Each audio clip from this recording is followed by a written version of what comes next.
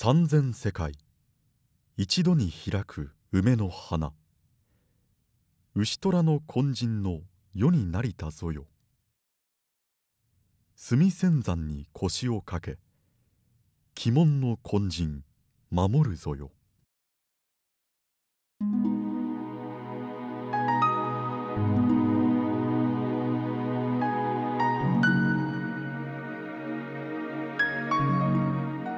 和紙に書き綴られた全文ひらがなの文字。今から120年前、文字を書くことはおろか読むことさえできなかった貧しい一人の初老の女性が神の命ずるままに筆を取って書いた筆先です。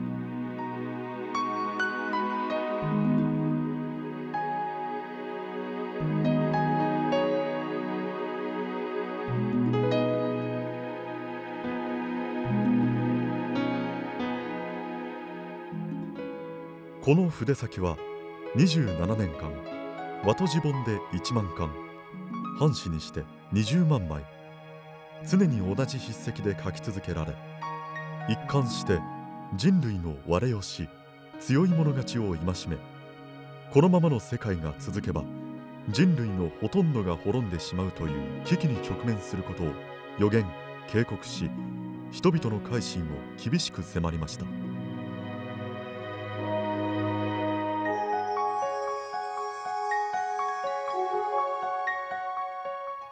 大本の開祖出口直、この筆先を記した女性です。明治25年旧正月節分の夜、出口直に突然牛虎の金人と名乗る神がかかりました。普段は物静かでつつましい女性でしたが、神がかかると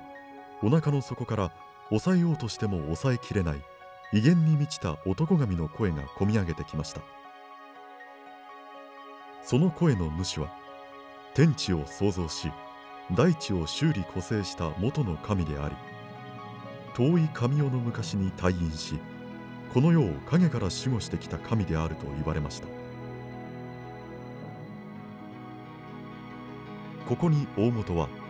丹波綾部の地に開教しました。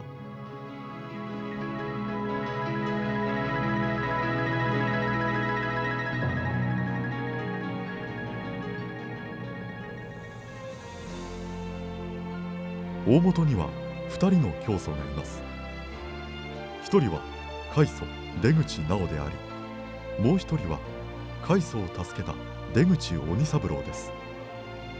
大本では聖子と呼んでいます。聖子は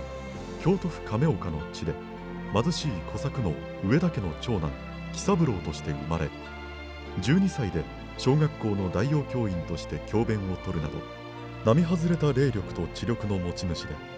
村人から神童と呼ばれたといいます。明治31年27歳の時、神の導きのままに郷里の霊山高熊山で1週間の修行を行い、過去現在未来の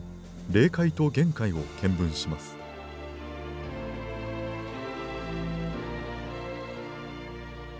宇宙の本源は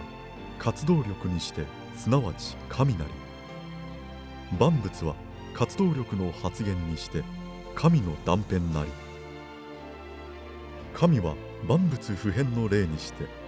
人は天地競輪の主体なり、信心合一してここに無限の権力を発揮す。喜三郎青年は高熊山での修行によりさまざまな神の教えと霊能を得て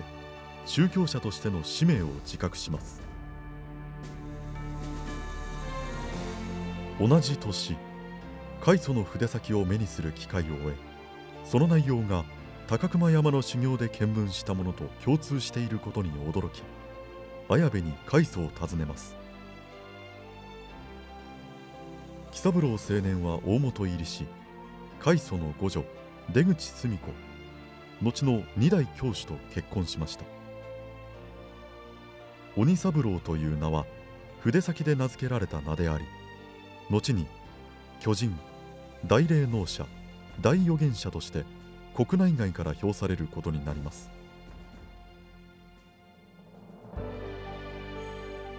大正8年には当時荒れ果てて顧みる人もいなかった明智光秀の居城亀岡の亀山城址を入手し、大本発祥の地綾部とともに大本の二大聖地としました。この当時大本は正史の指導のもと、国内外でさまざまな活動を展開します。大正12年、国際共通語エスペラントを採用、世界諸宗教との提携を開始しました。大正13年には当時の蒙古、現在の内モンゴルに入り、エルサレムを目指しつつ中央アジアに理想郷の建設を図ります。大正14年には中国の北京で世界宗教連合会を発会しました。さらに人種や宗教、国境を越えた平和の実現を願い、大本発祥の地綾部で人類愛禅会を創立して、人群万類愛禅と万教同根の思想を提唱しました。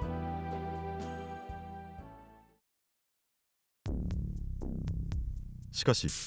こうした大本の説く神官や平和主義、国際主義とその社会に与える影響力は当局を強く刺激し、大正10年と昭和10年の2回、大本に対して激しい弾圧が加えられました。特に昭和10年から10年間に及ぶ第二次大本事件では、聖地が没収されただけでなく一切の施設が破壊され、全国の信徒3000人が検挙、拷問などで命を落とした者も少なくありませんでした。この事件は戦時中の昭和17年第2審で無罪判決が下り、続く昭和20年大審院による判決でその無罪が確定しました。しかし正史は敗戦後の国民の血税を受け取ることはできないと言って、国への賠償請求の一切を放棄しました。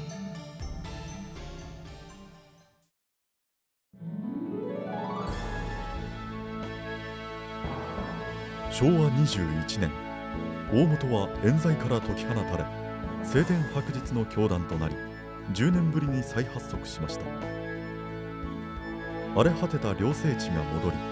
全国から馳せ参じた信徒らによって一からの再建が行われました。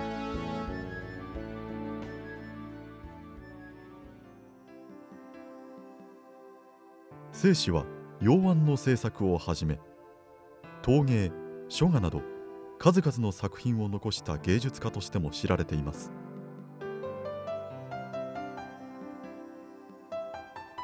芸術は宗教の母。正史の言う芸術とは、大自然が悠久の時をかけて作り上げた自然美のことを言い、天地間の森羅万象はいずれも神による大芸術作品と見て、その真の姿に触れながら神と共に楽しみ、神と共に生き、神と共に働くのが真の宗教であると主張しました。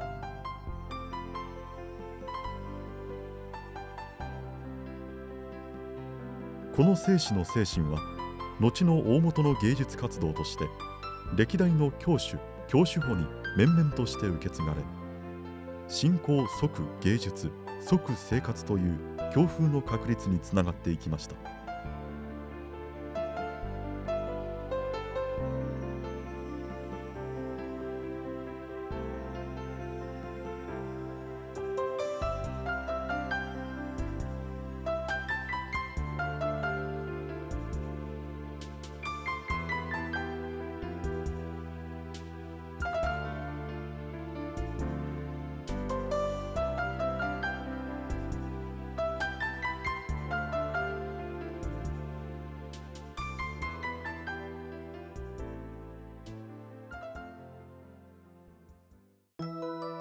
1972年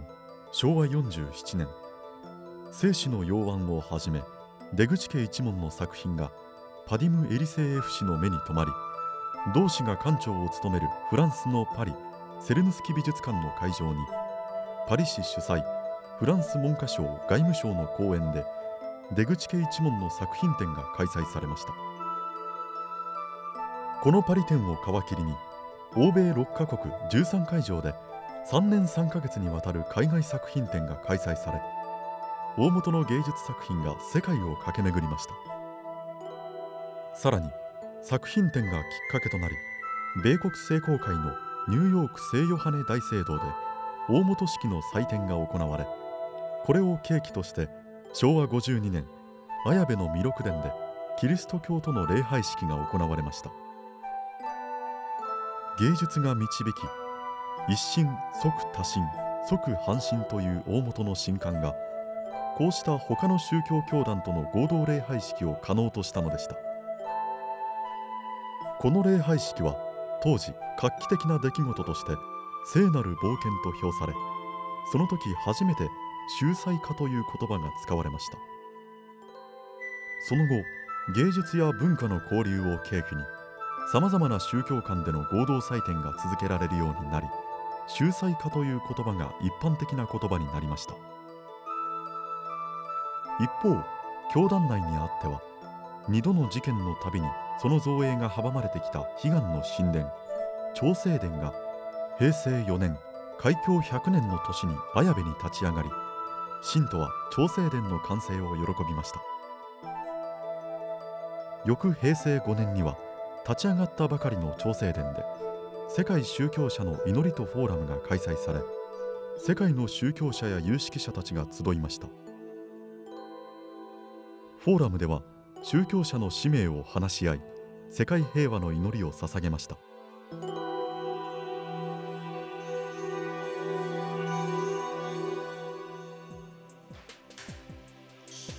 大本の芸術と宗祭歌活動は3代教主4代教主の時代を経て出口紅5代教主の時代に受け継がれています。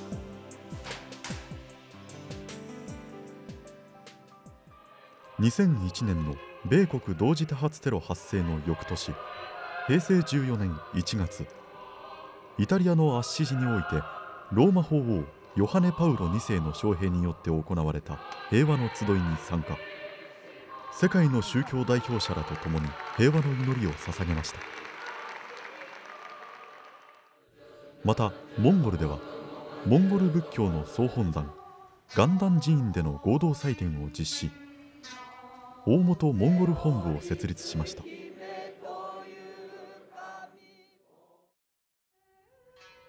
さらに清史時代から提携していた高万寺会台湾道院との合同祭典など、さまざまな宗祭歌の祭典行事を行っています。国内にあっては人種間の垣根や敵外心を取り払う平和の祭典大本歌祭りが5代教主就任以降毎年各地で開催されています。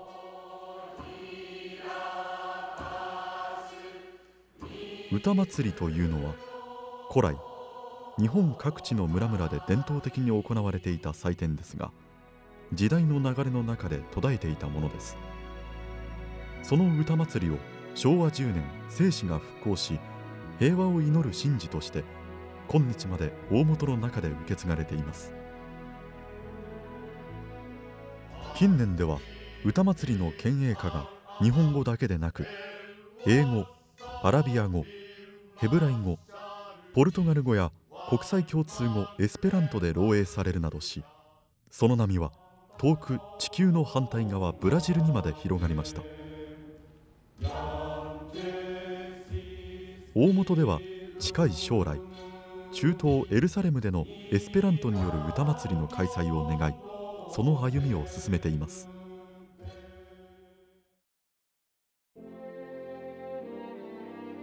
また要案をはじめ歴代教主教主補の作品を通して神の芸術美を紹介する出口鬼三郎とその一門の作品展が亀岡市天音峡の弥勒会館ギャラリー大本をはじめ全国各地で頻繁に開催されるようになりました。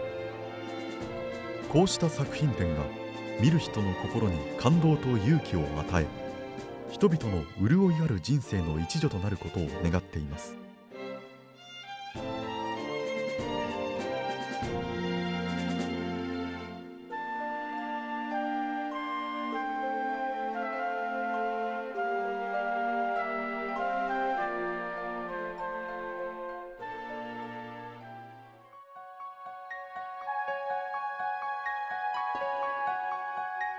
今、世界も日本もさまざまな危機に直面しています。まさに大本開祖の筆先の予言にある世の大峠に差し掛かっていると言っても過言ではないでしょう。また私たち日本人には世界平和実現に貢献する使命と責任があると示されています。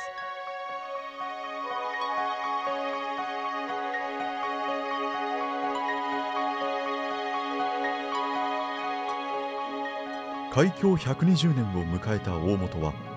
開祖をはじめ歴代教主教主補が終生世の大難を湘南に、湘南を無難にと、人類の救いと世界の平和を一心に祈り続けたその心を胸に、これからも歩み続けていきます。